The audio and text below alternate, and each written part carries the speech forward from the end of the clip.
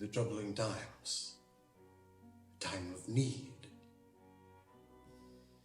Financial woes, food shortages, forced births.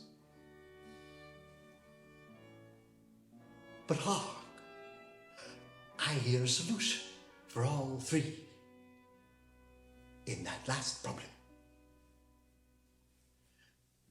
Do you have a bitch? Does she have tits that she can make milk? My brother, Peace the Bruce, was world-renowned for his good sandwiches. He went crazy. He died. But the culinary expertise in the family has survived with me. And I have found that if you have bitch milk, then you can make butter, cream, cheese. And if you can make those things, then you can make anything. So real. Ich bei Bagel, donut, churros, cheesecake, pancake, cupcake, cake, crepe, cookies, muffin, ice cream. And, of course, there are many different kinds of ice cream.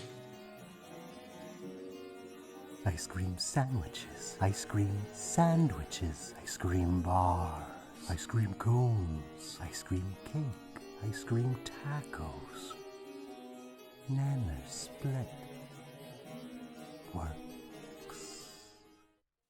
Now, you may find that on occasion, despite having been forced to bear child, that her tits lack in the lactating department. I, for one, employed the use of a little mood music to get the hormones turning. Boombox. Don't worry, my dear. You'll be gushing in no time.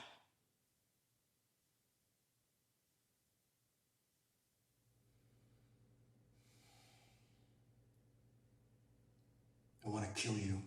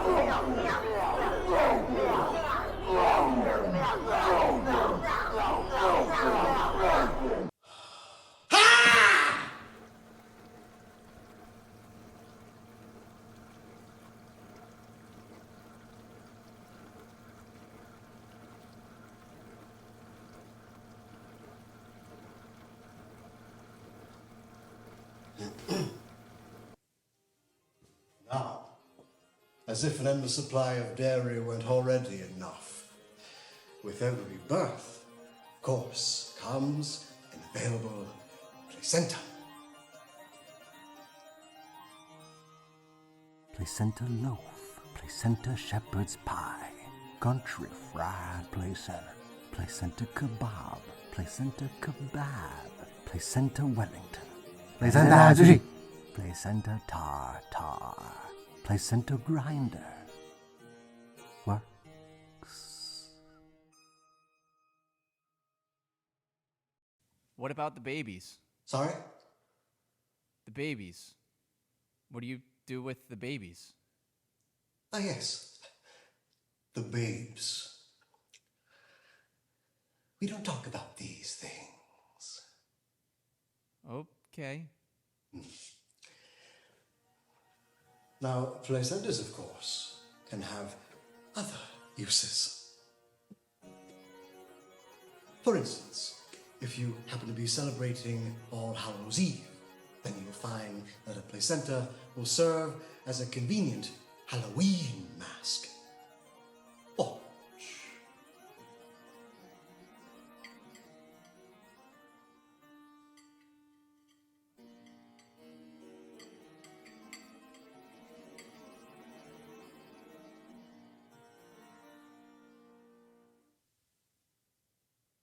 ah! Boo!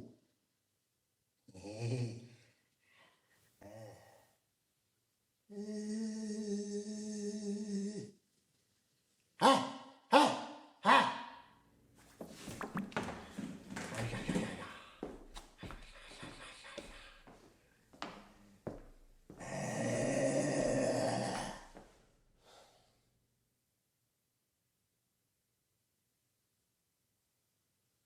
Yes.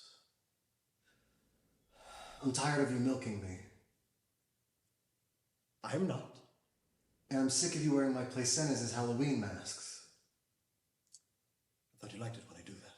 And I don't like you selling our babies to pet food factories.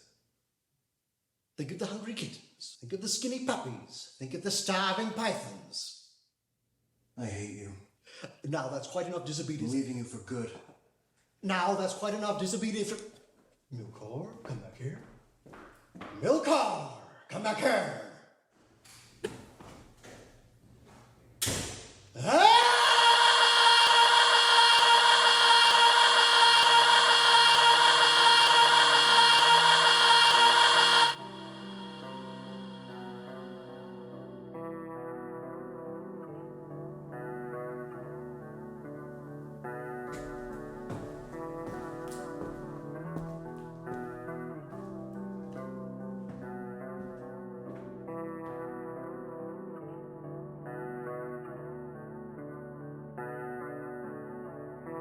My witch is gone.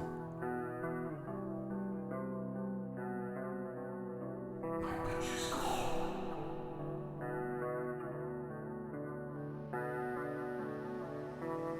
My witch is gone. My witch is gone.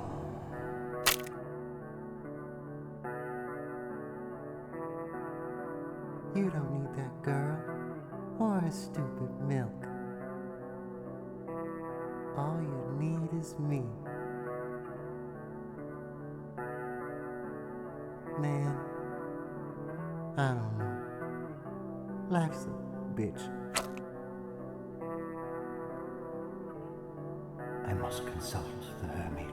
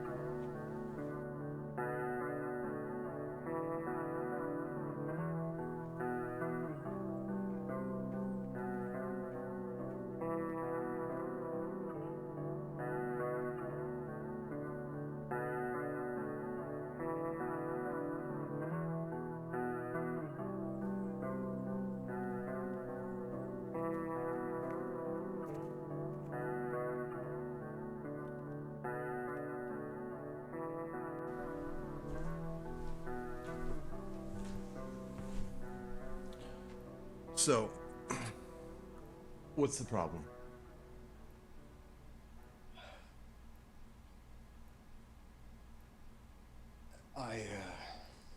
It's okay. I've lost my bitch. Your dog's missing? What? My wife. She's left me. Your bitch. Yes. Did you happen to address her as bitch?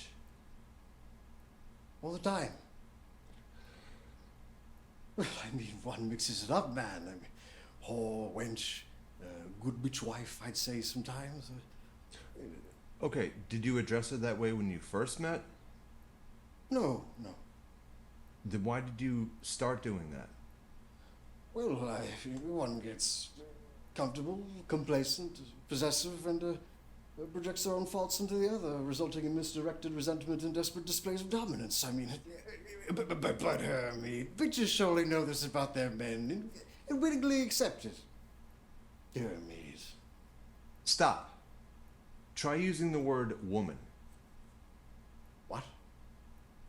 Instead of bitch, use the word woman. What's that, some sort of medical term? Just say it with me. Woman. Woman. No. Woman. Bitch. Woman. Like a man with a womb. Ah. Get it? Ah. Woman bitch.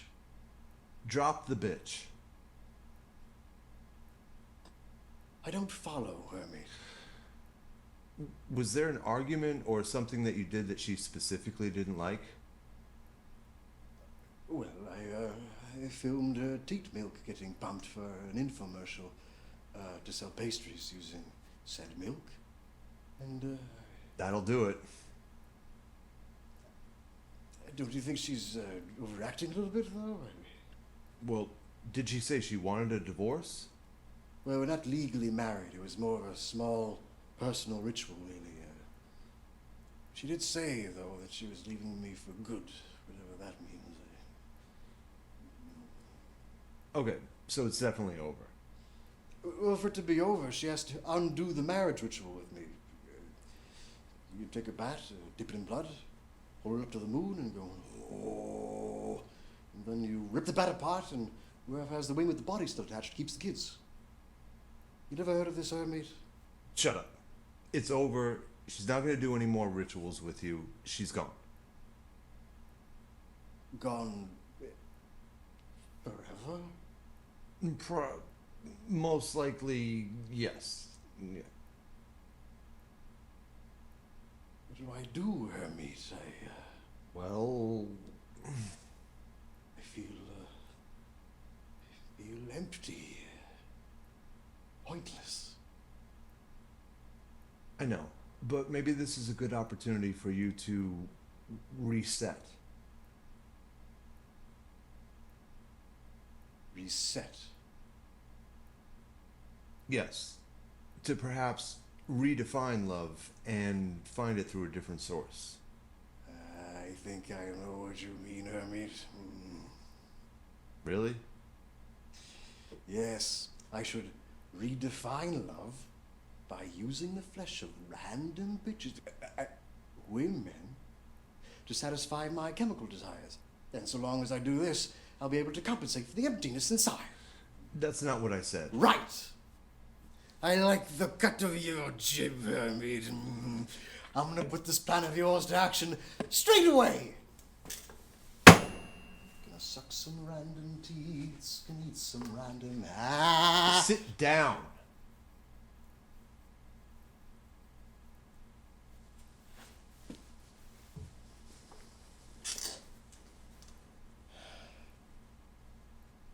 That's not what I meant by redefining love. The cut of your jib has become less likable, Hermit. Pity. I meant learning to love yourself. I can't make love to myself, Hermit. I mean, at least I don't think I can.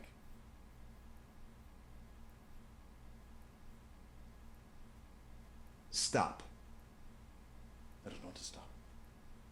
Listen. I'm still listening. Look at me.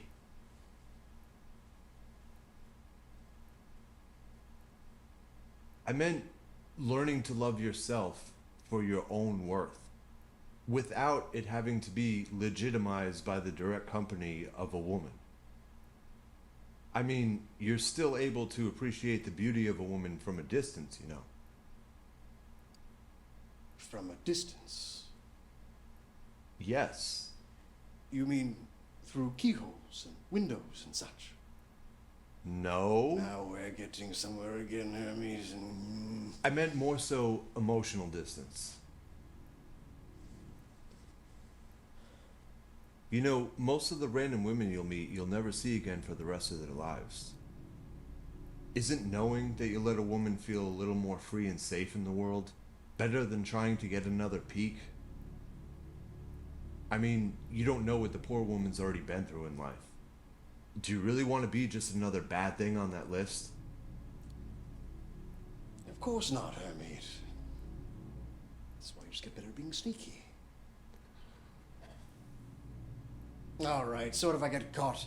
Maybe some women like a man who knows what he wants, No.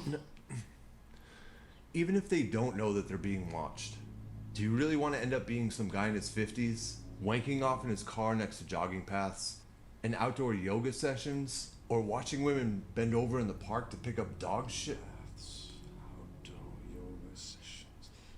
What was that last one, Herb?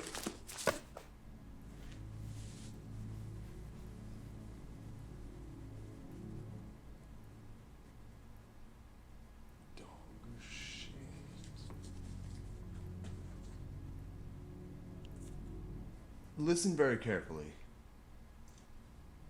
If and when your world should fall apart, however you define that, all you're going to have is yourself. So you're going to need to be able to like that person if you're going to survive. Yes, women are beautiful, sometimes to the point where it legitimately hurts. But it's your job to push through that pain and make the pain itself beautiful. To be able to appreciate the qualities of women without feeling the unchecked need to infiltrate their lives or their anything else's. Well, that won't stop another man from infiltrating my wife's life for her. Anything else's? Well, if that ends up being the case, then you should allow yourself to be grateful that the woman you claim to care about is finally happy and with a man she actually deserves. Fuck that, Hermes. That man's dead. Tarred and feathered, drawn and quartered, his head shoved onto a pike on my lawn, and his limbs spread out over the four corners of the earth. His penny spoiled in acid, Hermes. Oh, and that's gonna make her like you again? Yes. Because it means I'm manly. And because their options will be decreased. Yeah, by one guy. But you, Hermit, it appears you'd rather have me be some sort of cock. Oh, good for her. He has a bigger cane. Our friendship is over, Hermit. Good day.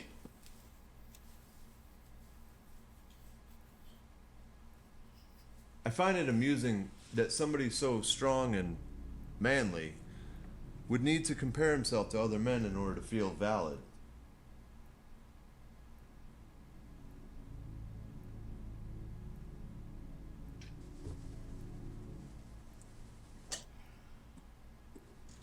Then tell me, Hermit, how do I deal with the fact that I'm dead to her? That I'll never feel again what another will feel with her one day? That familiarity, sanctity, feeling of being home. Okay, that's the right question. Sometimes emptiness is necessary. Maybe it's okay to not need to be 2 feet away from somebody constantly. Emptiness, silence, reflection can be a very important thing, because you're perfectly able to extrapolate the same insights and meaning from that smaller ratio of experience as an individual. None of that makes me wish I were any less dead, Hermit. Okay, hold it. You don't wish you were dead. I don't want to exist. How's that? You don't want that either. I kinda do. You can't actually want to be in a state that's impossible to perceive. Because at that point, you wouldn't even know who you are, or the pain you ran from to even seek that state to begin with. Besides, you can't just run from existence once you're already integrated into that cycle. Doesn't work that way. No, I have no clue what you're on about, Hermit. Okay, so far, any time that we've talked in the past, I've only been very vague with you about these things, out of consideration for your average attention span. Oh boy. You're going to get pretentious again now, aren't you, Hermit? Hey, if you get bored at any point, there's the door. I'm only offering these concepts to you because they've helped me in desperate times. I promise you'll have the whole rest of your life to watch videos of girls clapping their booties or men kicking each other in the head, whatever you want. But how often do I get to see you? Once a year? Once every 2 years? Maybe? I mean, you did, after all, come here to talk with me. So, you want to waste your time listening to me, that's completely up to you. What have I got to lose, Hermit? Talk to me about your crazy shit. This is where you click the link on the bottom, if you feel like listening to a 45-minute conversation about this stuff. But after that's over, you can come back to this part of the video to watch the rest of it. Or you can skip all that and keep watching this video till the end.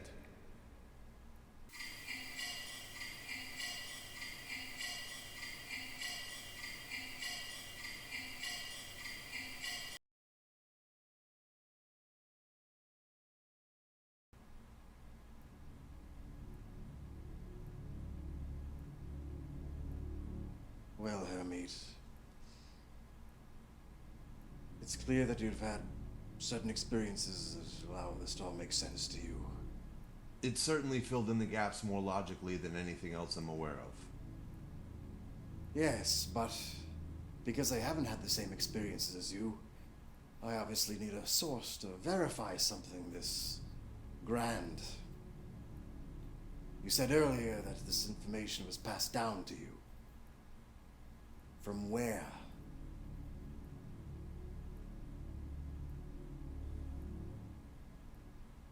Are you willing to walk 3 days to get there? Yes, I am.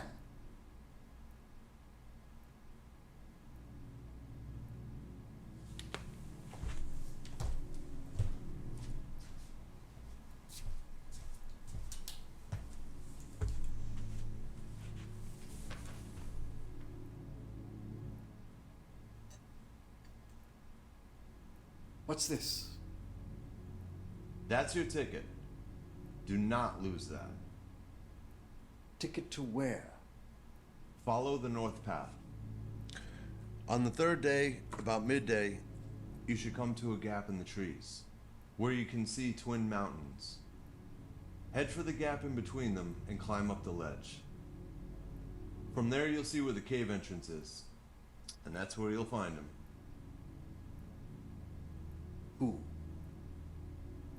You'll see. Plenty of berries and mushrooms along the way, but stuff your pockets with whatever food you can.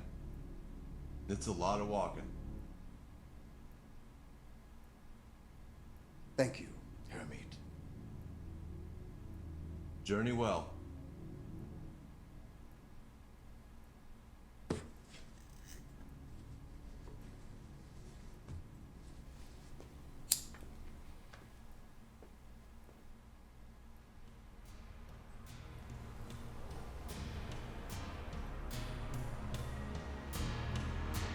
North Path.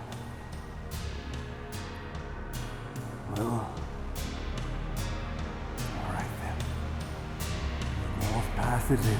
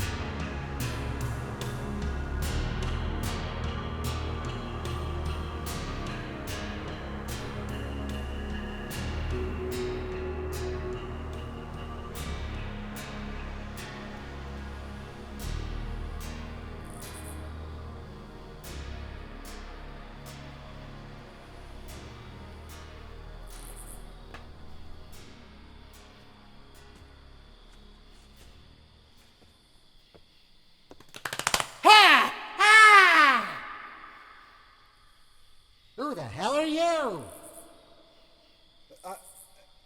Quickly! I'm a friend of the hermit. The one that looks like Frank Zappa? He must have given you the stone, then. Yes, here it is. Well, what do you want? I just wanted to see if you were real. Well, here I am. Bye-bye. Wait! Eh? I was wondering if you could answer a few questions. All right. Sit down.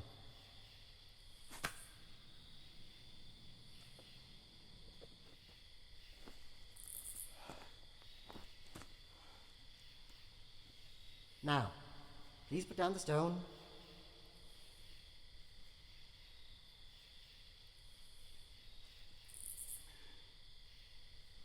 And please put out the torch.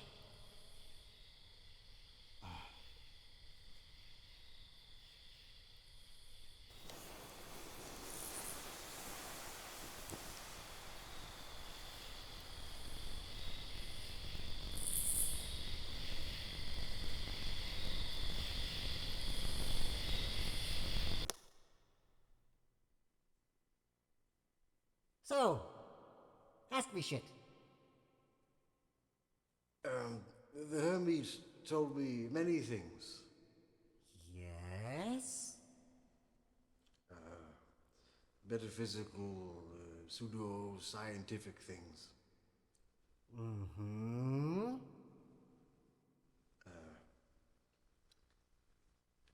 Can you prove any of it? Nope. Then how do you know that stuff? All right, kid. Let's talk turkey. All that stuff was passed down to us from visitors to our dimension, as it was passed down to them, and so on and so on. You can choose to incorporate those concepts as plausible theories, or you can ignore it all. I don't care. All I can tell you is that it's helped my kind immensely. Your kind. So there's more of you? Oh yes, about 500 million of us. The rest of my world is on the other side of this cave. I was only alerted to come here once the proximity of the stone was detected at one of our vortices, which is why you were let in. Do you people ever go into my dimension? Once in a while, but it's obviously very hard for us to blend in, so we mostly watch you on cameras that we set up all over the place there. Really? Like a TV show? Oh yeah, we watch you nut jobs all day long. Ha! Man, you guys are screwed. Yeah, you've got a couple thousand years left, then you're pretty much toast. Well, how the hell do you know that? Oh yeah, forgot to tell you. We can actually rewind and fast forward the show, so we know all the secrets of your past and future. Well, can you tell me what happens? Oh, an atmospheric collapse. You mean the atmosphere disappears? No, it's more of a functional collapse. After many centuries of abuse, the chemical composition of the air will more or less suddenly pass the threshold of breathability. That can't happen. What do you mean? Nothing in nature changes that drastically, that quickly. When something dies, does it kinda die first? No, it's alive, then it's dead. That's pretty quick. But there are at least warning signs beforehand. Oh yeah, you'll get plenty of those. You just won't do anything about it. Oh, we've got windmills and solar panels. Those will amount to band-aids on a gangrene-infected wound. All right, well, then what do you suggest? What we did. We had a similar problem. 20 billion of us. The visitors came, they told us what we had to do to survive, and we did it. Which was what, exactly? We just had 7-year birth gaps with 3-year birth periods in between. Basically, it just allows more deaths than births to occur over a given period. Every woman could have up to 3 kids. They could either have them during the 3-year period, or wait after a 7-year gap to have the next one.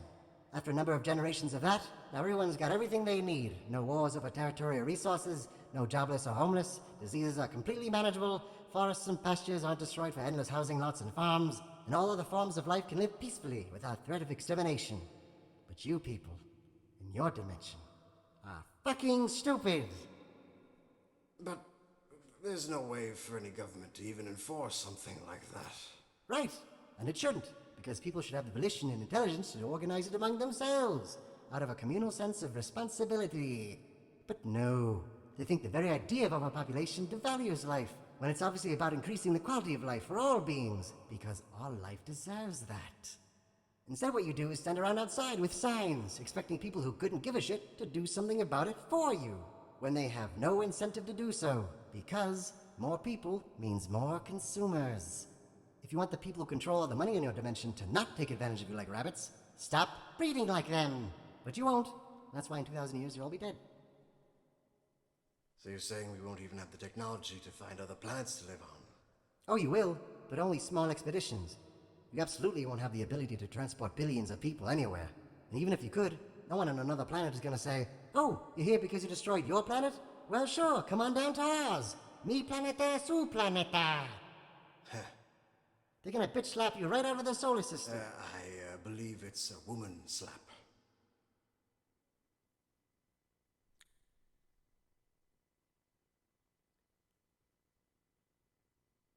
Well, I'm going to man-slap you if you interrupt me again. Got it. Now, you might get a little help from some visitors in the future. Really? A couple of groups that messed with your genes a long time ago are going to come back just before the atmosphere situation to see what's going on, but they'll only take the smartest people with them. There's a few groups who still hang around, though. One lives under the ocean, one group lives underground somewhere near the Himalayas. There's another group that doesn't live on your planet, but they observe it all the time. They've got long skulls. Used to make pyramids and all that. Those people aren't too nice, though. Avoid them if you can. By far, the most ships people see in your dimension, though, are people from your own future testing their time-traveling technology. And how exactly did they figure that out?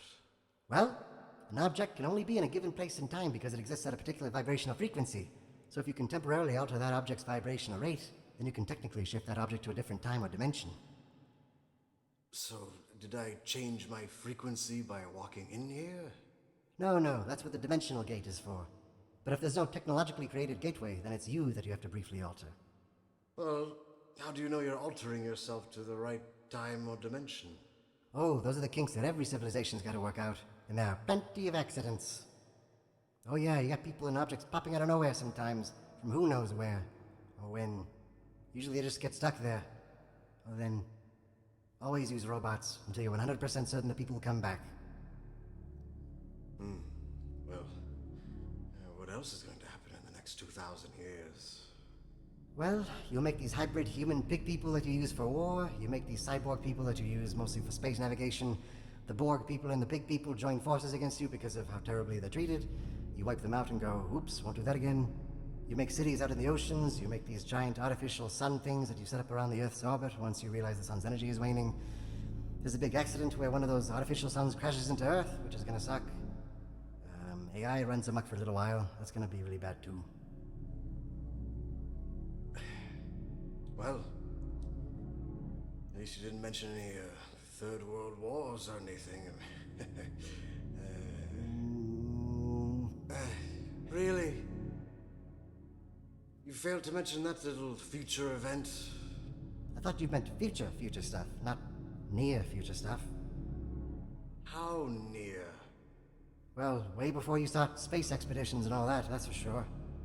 Oh, damn it. But what do you expect?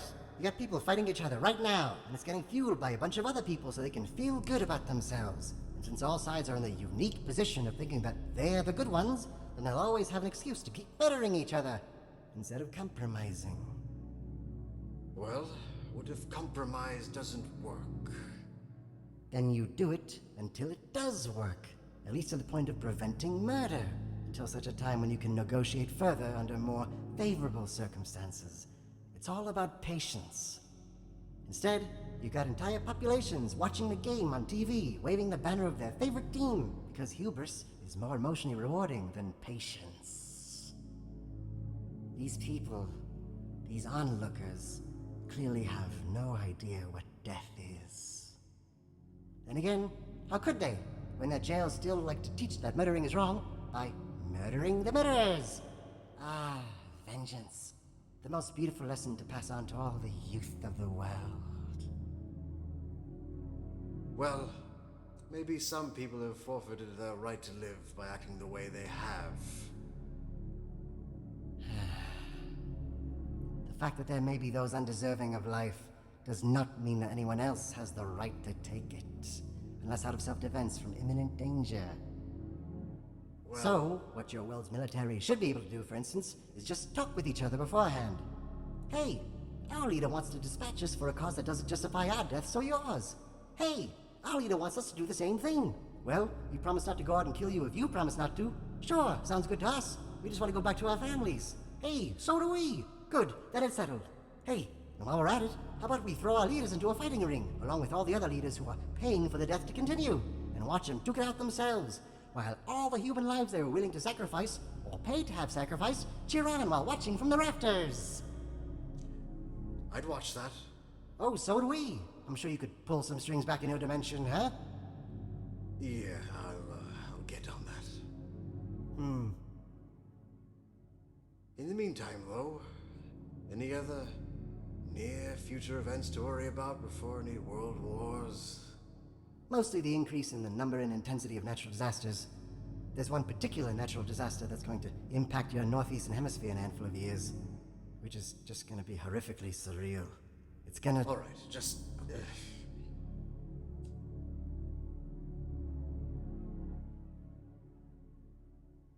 How about this?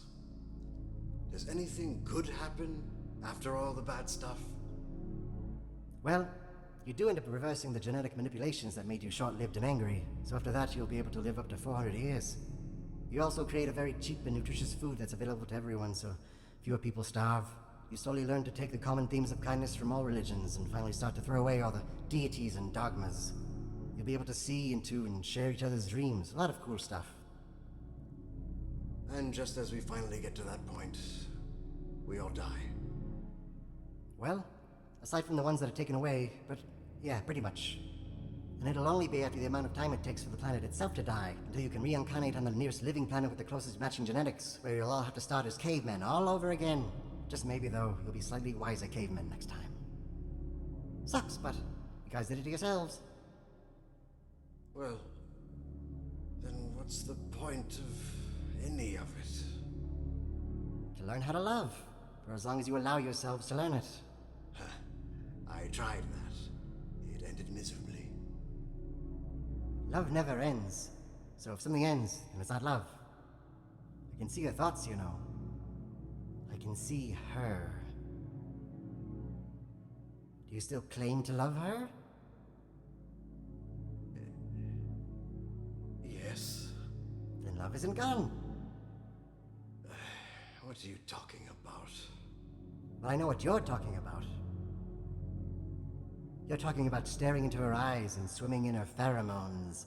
You're talking about the warmth and softness of her body, her acceptance and trust, her smile and affectionate loyalty, her surprising you with baked treats and whatnot. The feeling of being two children again. Well, that all sounds like love to me. No, that's called being in love. Listen, does the fact of her existence and the beauty of that existence make the world more beautiful than it otherwise would have been? Yes. And does the fact that you're allowed to realize that beauty and live in the same world, in the same time, and in the same dimension as that beauty make your life more beautiful than it otherwise would have been? Yes. Then love is endless, as long as you allow yourself to realize it. That is enough to at least carry you through. Doesn't mean you won't feel like some stagnant ghost a lot of the time, or that there won't be a night now and then where you cry out wishing you felt human again, but at least you'll be able to deal with it. I mean, you've lived countless lives. Not every single one can be a skip through the roses, you know. And that goes for everyone, even though you imagine others to have better lives than you. What you should do, though, is live your life with the level of dignity of someone deserving of that love, even if never reciprocated. You'll fail many, many times, but the better you become at that, the more you'll start to like yourself. I promise you that. And in terms of feeling alone, if you understand all matter and non-matter are sharing the same timeless resonance, then you realize you're connected to all the living and the dead, to all places and to all times at once, however conscious of that you choose to be. And sometimes, the easiest way to feel that connection is to simply sit in nature and to silently take in the elements and all the life surrounding you. So when you leave, walk out the other end of the cave, back into your dimension. I have the stone now, so you won't be able to walk into my dimension again. But when you get to the other side, go down the hill and sit by the lake. A friend of mine will meet you there. He has some gifts for you. Okay. But as you're sitting by the lake, actually just enjoy it. While it lasts. Just breathe in the air and let the sun fill you with the warmth of eternity. It's like a whisper without words of something very familiar and innocent, but very real nonetheless.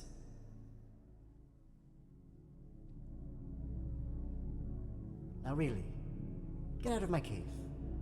I'm sick of talking, and you're probably sick of hearing me too.